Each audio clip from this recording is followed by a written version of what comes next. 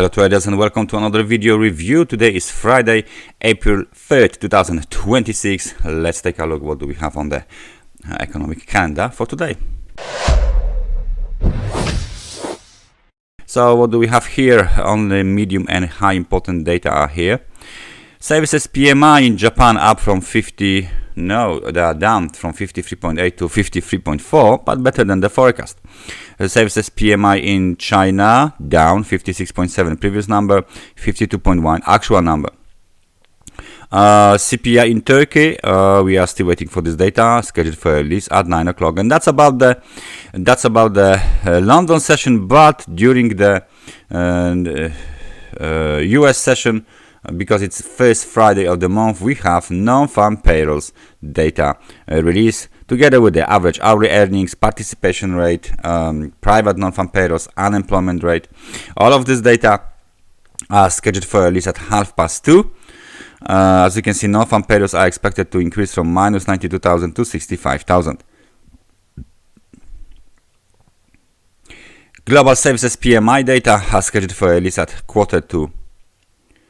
4 o'clock, and then of course we got only the CFTC speculative net positioning data. So very busy day, especially the US session. So without any further ado, let's switch to the charts and we start with euro dollar.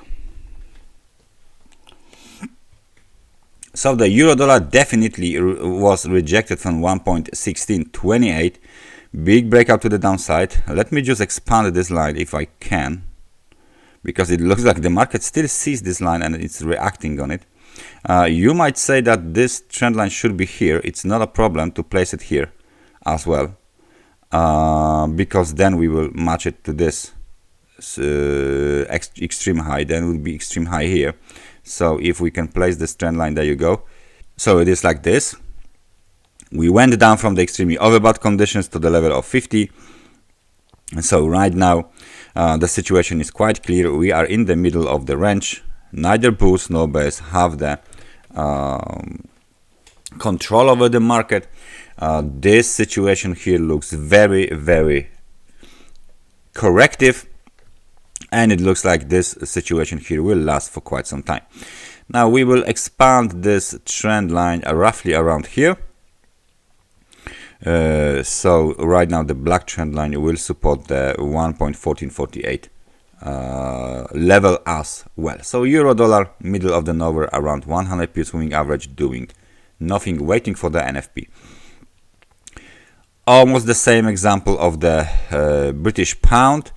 It looks like this 5 waves to the downside might be a little bit too early, or this correction here had been completed. A, B, C to the upside might be completed, so this would be the first new wave of the new down swing. All right, so let me just remove this one, and as you can see, we keep moving lower, there was a attempt of the bulls to move higher. Nevertheless, 1.3478 was the maximum here for the movement to the upside, and since then the market keeps moving lower around this trend line here. Nevertheless, I don't think the trend line is being respected anymore unless we will place it like this. But now we weaken our trend line because it's got only one support point here.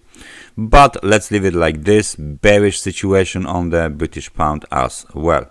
US dollar versus the Japanese yen settled down a little bit after the breakout above this local trend line. So we got this movement to the upside. 159.75 was the high, just around the good old technical support and resistance level. Big thick line here. We might place it a little bit higher due to the newest data. So 159.75 is the new level. Not quite sure. Maybe we will do it the other way around. Maybe we will place this line here on the top of the move, and this line we will place at 155. There you go. So that's the situation here. This is the most important line. Momentum is still positive, 58 points. There is still a chance that if the NFP won't deliver, the US dollar versus the Japanese yen will spike to the upside. Then if gold reversed from the 100 periods moving average and from the trend line resistance after hitting extremely overbought conditions. On the 4-hour time frame chart, we went as low as 47 points. Now we're back above the level of 50, now 55, 54 points of the RSI is being printed. Technical support at 4,600 delivered very nice. So this is our technical support, and if something goes wrong with the NFP, gold is ready to break above the trend line and move towards 4,837. S&P 500 is back towards 100 periods moving average after the extreme low was made at 6,311. So the market is now below, trading roughly around 100 periods moving average, 6,579, and just once rally to the upside is between the level of 6,700 and 6,710, 6,730. So that's the famous supply zone. We might see this zone a little bit extended to the upside. Nevertheless, look at the situation. We retraced quite a lot, but where we were at this movement, nowhere. This is 38% of the big swing, and this is only the level that we hit. So there's plenty of room to the downside to cover before we will hit 38% Fibonacci retracement. Let me place it on the daily. There you go. This is the daily, and that's the big swing retracement, right? So we are now here, and there's plenty of room to the 38%. So bulls are trying. For now, no avail. Crude oil rallying again. Crude oil doesn't take the prisoners. 113.94 is the local high.